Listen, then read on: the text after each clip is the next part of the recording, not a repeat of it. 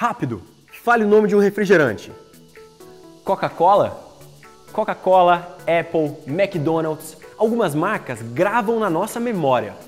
Influenciam o modo como a gente se comporta e criam laços de fidelidade com seus clientes. Coloquem os cintos, porque nos próximos minutos a gente vai mergulhar na ciência das vendas e da propaganda, sob uma perspectiva do cérebro humano. Mistérios da mente, o seu mundo na visão da ciência.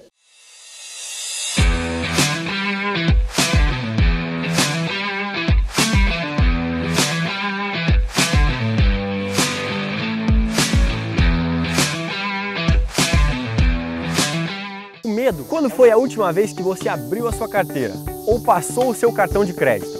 Comprar e vender já fazem parte da nossa cultura e tem raízes históricas, muito antes mesmo do que a origem do próprio dinheiro. Antes de existir o dinheiro, nós já fazíamos trocas de produtos naturais por outros produtos, como pescados, carnes, animais e objetos feitos pelas pessoas, como ferramentas.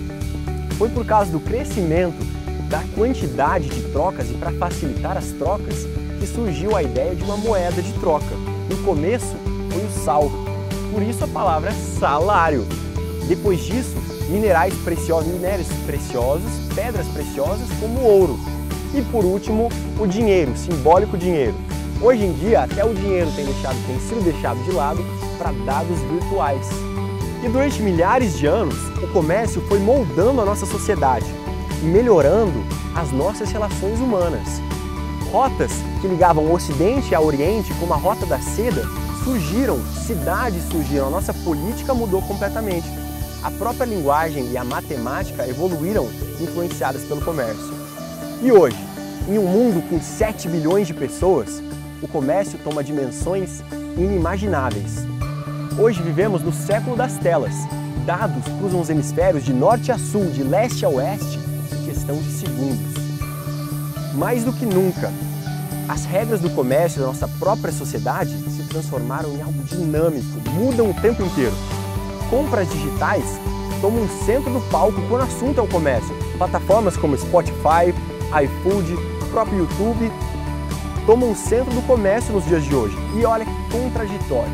Em um mundo onde cada vez mais crianças são diagnosticadas com transtorno de déficit de atenção, hiperatividade, TDAH, a própria atenção se transformou no bem mais valioso que uma empresa pode conseguir. As antigas televisões, as rádios, as novas mídias sociais e as redes sociais disputam o tempo inteiro pela atenção das pessoas. As próprias redes sociais nos parabenizam com doses leves de dopamina cada uma vez que você leva um like ou um seguidor novo no Instagram ou no Facebook. Não é verdade? Receber um like ou um seguidor faz a gente se sentir bem. Dopamina pura. Hoje em dia, o comércio digital vem tomando o centro do palco e grandes pensadores como Érico Rocha, estrategistas que usam e abusam da simplicidade, do nosso próprio comportamento e dos gatilhos mentais, se transformaram em ferramentas poderosas para o marketing atual. A grande pergunta agora é como conquistar a atenção de clientes, de pessoas, em um mundo bombardeado por informações durante 24 horas por dia. Como confiar, desenvolver a confiança desses clientes e, mais do que isso, continuar essa arte milenar que é o comércio. Você sabe o que é neuropropaganda? Seguindo os estudos de 1990, a década do cérebro, alguns cientistas resolveram tentar entender o nosso comportamento e o nosso mundo sob uma perspectiva da neurociência. E um ramo deles estudou as compras e as vendas sobre a perspectiva do cérebro, estimulado e baseado com grandes ferramentas, como por exemplo a ressonância magnética funcional, o eletroencefalograma, Galvanic Skin Response, que mede a condutibilidade da nossa própria pele, inclusive frequência cardíaca, pressão arterial, leitura de expressões faciais, para entender o que se passa no nosso cérebro quando a gente resolve comprar alguma coisa. E os resultados são fascinantes. A escolha de passar o cartão de crédito, comprar ou não, depende muito mais de áreas das nossas emoções, medos e prazeres do nosso próprio cérebro do que puramente das áreas racionais, como o córtex pré-frontal. Segundo o neurocientista português Antônio Damasio, nós não somos seres racionais que têm emoções, mas sim seres emocionais que pensam. As compras derivam da nossa parte emocional e a razão vem justamente para justificar o que a emoção já decidiu. A neurociência, a neuropropaganda, vem tentando entender a nossa natureza para falar diretamente com a parte do nosso cérebro responsável pelas decisões, comprar ou não. Isso está escrito em diversas áreas da nossa sociedade. As indústrias de videogames já perceberam que mexendo com hormônios neurotransmissores, dopamina e adrenalina no nosso cérebro, é claro que nas medidas certas, ela consegue viciar jovens adultos pelo mundo inteiro. No começo de um jogo novo, de um videogame novo, as fases são mais fáceis para liberar mais dopamina e conforme o tempo passa, elas vão ficando mais difíceis, mais adrenalina no seu corpo, com uma descarga maior de dopamina só no final. Soma-se isso o fato da gente poder compartilhar os jogos nas redes sociais com o mundo inteiro e jogar com pessoas de diversas partes do mundo, temos a fórmula perfeita para o vício em jogos e videogames. A indústria de filmes e do cinema também está se beneficiando muito da neurociência e da neuropropaganda e usa a emoção, a adrenalina e a música para despertar áreas profundas do nosso cérebro. Inclusive uma rede neural chamada de neurônios espelho, que são neurônios que se acendem quando você faz uma ação ou quando você vê alguém executar essa mesma ação. Quando vemos alguém sorrindo, são grandes as chances que nós sorrimos de volta. Quando alguém fica triste ao nosso redor, ficamos tristes também. Quando alguém boceja, bocejamos de volta. É por isso que em questão de 1h30 nós se apaixonamos pelos personagens principais dos filmes com tanta empatia que torcemos por eles durante essa 1h30. Falando sobre um produto do nosso dia a dia, o café. Uma excelente estratégia de neuropropaganda e neuromarketing de uma marca suíça, a Nespresso, da Nestlé, conseguiu modificar completamente o modo como nós vemos a existência do café. Utilizando cores diferentes, maquininhas sofisticadas e, é claro, um personagem principal, uma cara das propagandas como George Clooney, comprar café virou sinônimo de comprar qualidade com a Nespresso. Em suma, a neuropropaganda e o neuromarketing estudam o que acontece no nosso cérebro quando a gente resolve escolher entre Coca e Pepsi, ou que áreas são ativadas quando você entra numa loja de automóveis, entra em um carro novo e sente o cheirinho do carro novo, que áreas isso ativa no seu cérebro. Ou até quando você escolhe comprar qualidade em vez de café com a Nespresso. Neuropropaganda. Você sabe o que é neuropropaganda? Seguindo os estudos de 1990, a década do cérebro, alguns cientistas resolveram tentar entender o nosso comportamento e o nosso mundo sob uma perspectiva da neurociência. E um ramo deles estudou as compras e as vendas sobre a perspectiva do cérebro, estimulado e baseado com grandes ferramentas, como por exemplo a ressonância magnética funcional, o eletroencefalograma, Galvanic Skin Response, que mede a condutibilidade da nossa própria pele, inclusive frequência cardíaca, pressão arterial, leitura de expressões faciais, para entender o que se passa no nosso cérebro quando a gente resolve comprar alguma coisa. E os resultados são fascinantes. A escolha de passar o cartão de crédito, comprar ou não, depende muito mais de áreas das nossas emoções, medos e prazeres do nosso próprio cérebro do que puramente das áreas racionais, como o córtex pré-frontal. Segundo o neurocientista português Antônio Damasio, nós não somos seres racionais que têm emoções, mas sim seres emocionais que pensam. As compras derivam da nossa parte emocional e a razão vem justamente para justificar o que a emoção já decidiu. A neurociência, a neuropropaganda, vem tentando entender a nossa natureza para falar diretamente com a parte do nosso cérebro responsável pelas decisões, comprar ou não. Isso está escrito em diversas áreas da nossa sociedade. As indústrias de videogames já perceberam que mexendo com hormônios neurotransmissores, dopamina e adrenalina no nosso cérebro, é claro que nas medidas certas, ela consegue viciar jovens adultos pelo mundo inteiro. No começo de um jogo novo, de um videogame novo, as fases são mais fáceis para liberar mais dopamina e conforme o tempo passa, elas vão ficando mais difíceis, mais adrenalina no seu corpo, com uma descarga maior de dopamina só no final.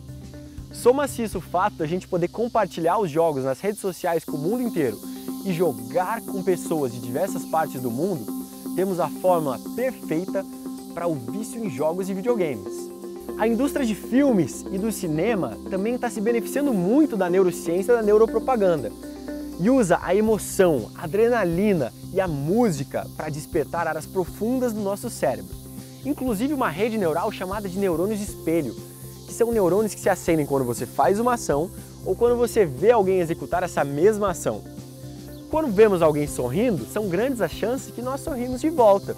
Quando alguém fica triste ao nosso redor, ficamos tristes também. Quando alguém boceja, bocejamos de volta. É por isso que em questão de 1h30 nós se apaixonamos pelos personagens principais dos filmes com tanta empatia que torcemos por eles durante essa 1h30. Falando sobre um produto do nosso dia a dia, o café. Uma excelente estratégia de neuropropaganda e neuromarketing de uma marca suíça, a Nespresso, da Nestlé, conseguiu modificar completamente o modo como nós vemos a existência do café. Utilizando cores diferentes, maquininhas sofisticadas e, é claro, um personagem principal, uma cara das propagandas como George Clooney, comprar café virou sinônimo de comprar qualidade com a Nespresso. Em suma, a neuropropaganda e o neuromarketing estudam o que acontece no nosso cérebro quando a gente resolve escolher entre Coca e Pepsi, ou que áreas são ativadas quando você entra numa loja de automóveis, entra em um carro novo e sente o cheirinho do carro novo, que áreas isso ativa no seu cérebro. Ou até quando você escolhe comprar qualidade em vez de café com a Nespresso. Neuropropaganda. Vamos mergulhar no cérebro humano. Você sabe o que acontece quando você decide comprar um produto?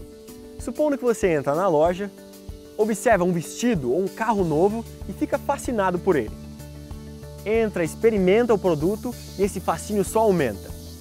Quando o vendedor chega perto de você e fala o preço do produto, uma grande batalha tem início dentro do nosso cérebro, enquanto áreas como o núcleo accumbens, responsável pela liberação de dopamina, o hormônio do prazer, se ativam, juntamente com o sistema límbico das nossas emoções, outras áreas, como a amígdala cerebral e a ínsula, se preocupam com o preço e com o medo de perder o seu dinheiro. Se o vendedor for experiente, ele rebate esse medo de perder o dinheiro apertando o gatilho da escassez e fala algo como: essa promoção acaba hoje, ou essa é a última peça desse vestido. Ele rebate o medo de perder o dinheiro pelo medo de perder o produto. No meio dessa tempestade, a nossa razão, o córtex pré-frontal, vem para tentar equilibrar essas partes. E os autores Antônio Labareda e João Paulo Castro, do livro Neuropropaganda de A a Z, já diziam que se a gente colocasse a emoção e a razão para disputar um cabo de guerra, quem ganharia seria a emoção. E mais do que isso, a emoção puxa a razão para jogar no seu lado. Muitas vezes nós criamos justificativas racionais para comprar um produto que nós gostamos logo de cara. Quantas vezes a gente não faz isso? E por que isso acontece? Porque as áreas do cérebro, as estruturas responsáveis por essas decisões são muito antigas, criadas em um tempo em que a escolha tinha que ser um tiro certeiro. E errar a escolha podia significar não ter alimento por uma época de escassez, não se reproduzir ou deixar de sobreviver. Na prática, como é que as nossas áreas cerebrais são estimuladas pela neuropropaganda? Aquela rede que a gente comentou agora há pouco, chamada neurônios espelho, que se ativam quando você faz alguma coisa ou quando você vê alguém fazendo a mesma ação, juntamente com o nosso condicionamento natural e alguns reflexos, como por exemplo, olhar uma comida que parece saborosa, começar a salivar e o seu próprio sistema trato gastrointestinal se movimentar, geram uma fórmula de temperos perfeita para você ficar fascinado pelos produtos. Dá uma olhada nessas próximas propagandas.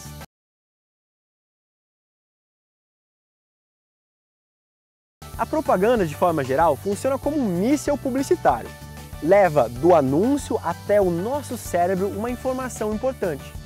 E como que a propaganda ultrapassa as nossas barreiras da nossa mente em um mundo em que cada vez mais a gente é bombardeado de informação e propagandas novas? A chave para a gente lembrar as propagandas e lembrar a informação está justamente nos mesmos temperos das técnicas mnemônicas. Quanto mais emoção, quanto mais humor, desfechos inesperados a propaganda tiver, mais ela grava na nossa mente. Dá uma olhada nessas próximas propagandas também.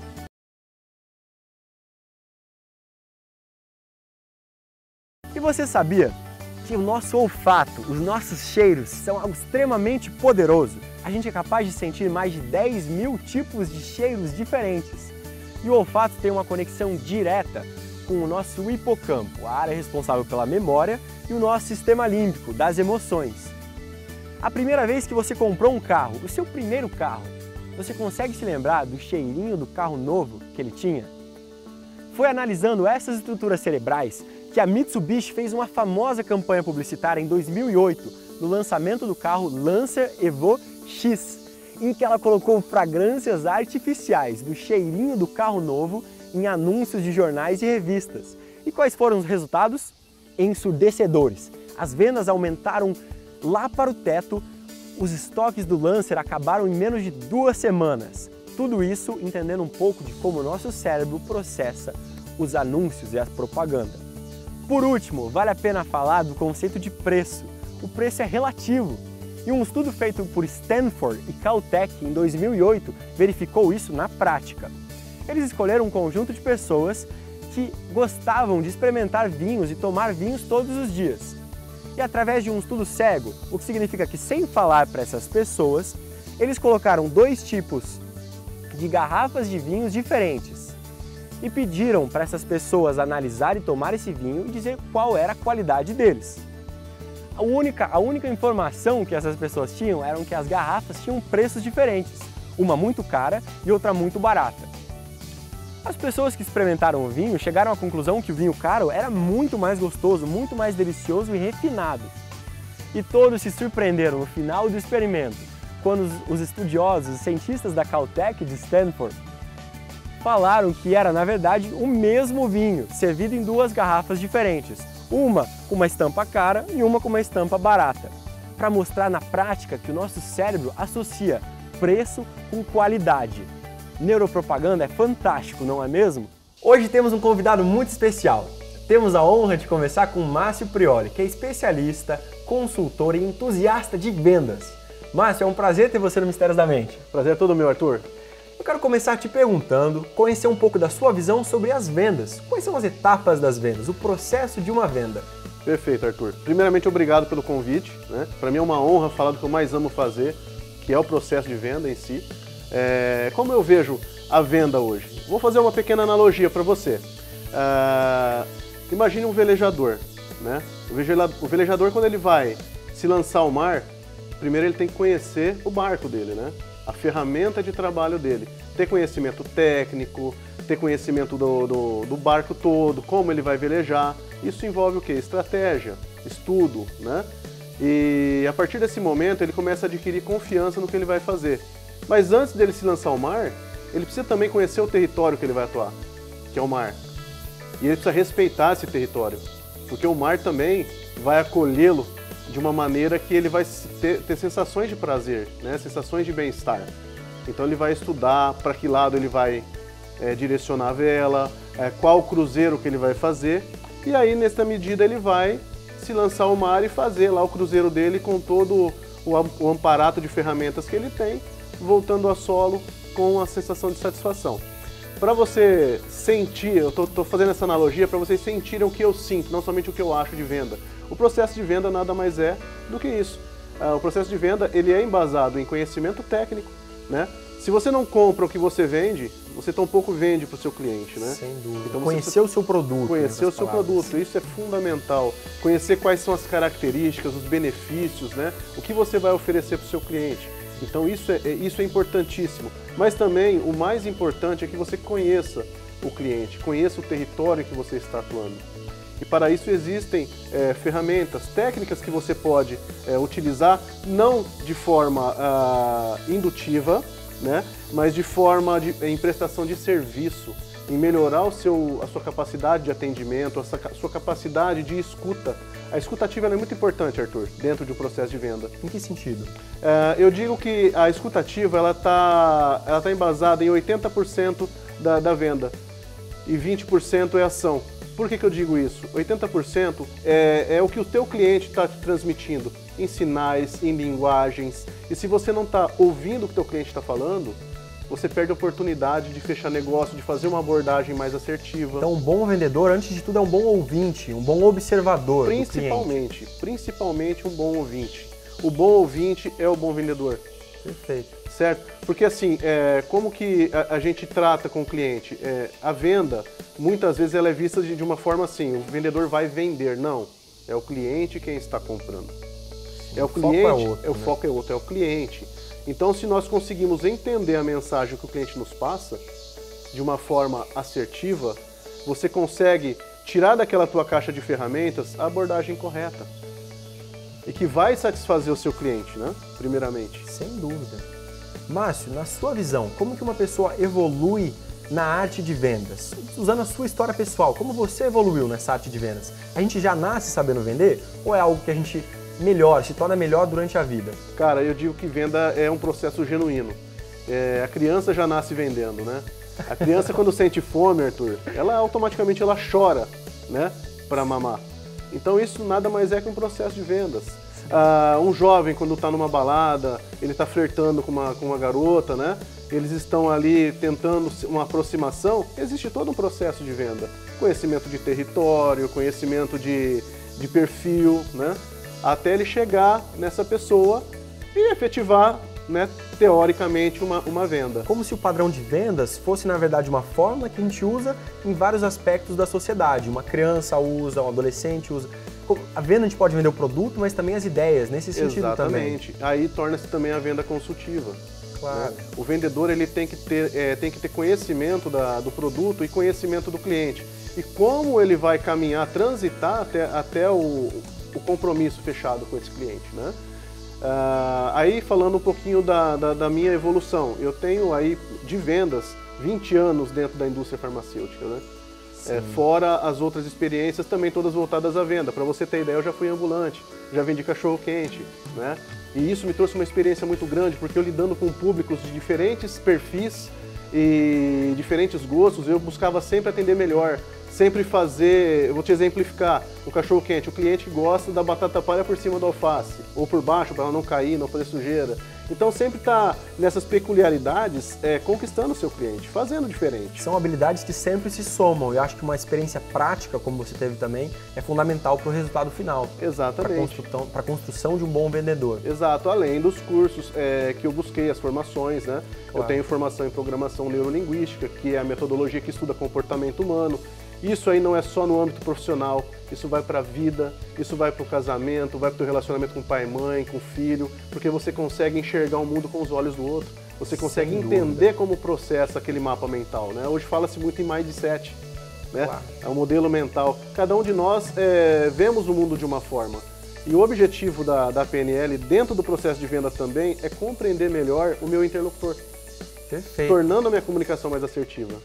Márcio, eu ia ter um questionamento. Muitas vezes a gente pensa em vendas como se fosse uma persuasão do vendedor para o cliente. Como que é a sua visão sobre a relação vendedor e cliente? Ela é unidirecional ou não é algo que traz confiança dos dois lados? Como é a sua visão?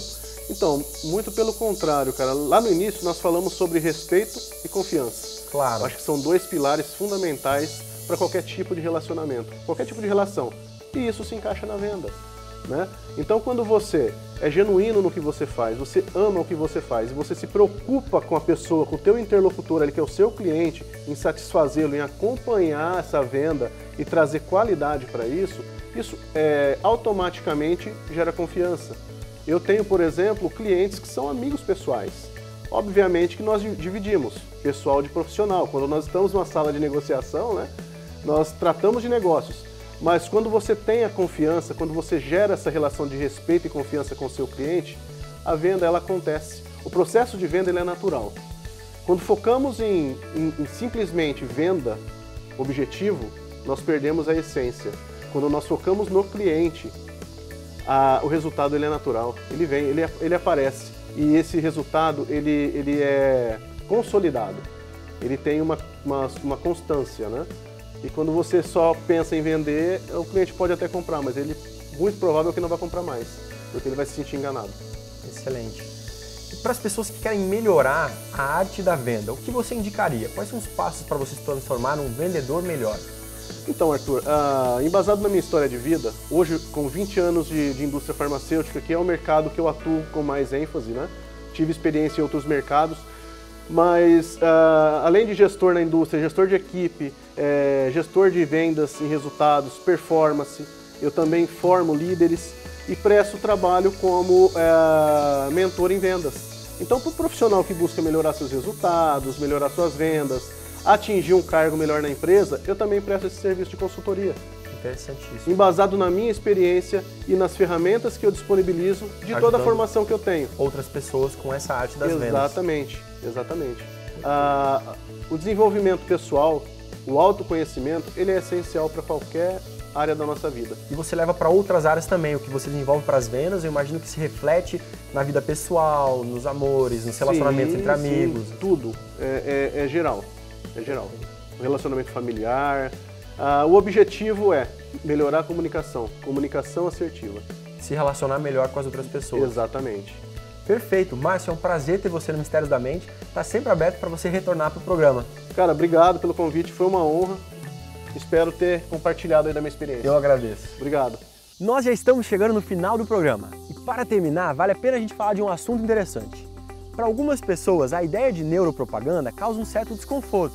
Até que ponto nós estamos sendo controlados pela propaganda? O que vale pensar é que conhecimento de todas as formas só vem para nos libertar e ele tem que ser usado de uma forma consciente e com ética. E você de casa, já imaginou nas milhares de possibilidades de uso da neuropropaganda? Um estudo feito em 2015 em mais de 24 países chegou à conclusão qual era o tipo de propaganda mais eficiente na luta contra o tabaco, contra o cigarro. Fantástico, um passo fascinante na luta contra o tabaco e a favor do bem da saúde física das pessoas. Um outro estudo indicou quais seriam as propagandas mais eficientes contra a violência no trânsito, a favor da direção defensiva. São estudos como esse que deram início aos sonorizadores que a gente vê nas estradas hoje em dia. Pequenas pedrinhas que se tornam cada vez mais frequentes perto de pontos críticos da estrada, que fazem o nosso cérebro inconscientemente achar que nós estamos acelerando a velocidade e, de forma consciente, diminuir e colocar o pé no freio. Por último, pense quantos benefícios teria para as campanhas publicitárias, as campanhas de saúde pública. Contra, por exemplo, o combate a diabetes mellitus, hipertensão e obesidade, incentivando as pessoas a fazer mais atividade física e ter um hábito de vida saudável. Neuropropaganda é parte do comércio, que é uma arte milenar da espécie humana. Como tudo e todas as outras áreas, vale a pena a gente conhecer a nossa natureza, estabelecer nossos pontos fracos e os pontos fortes, usar o conhecimento de forma ética e consciente para fazer um mundo melhor. Mistérios da Mente, o seu mundo, na visão da ciência.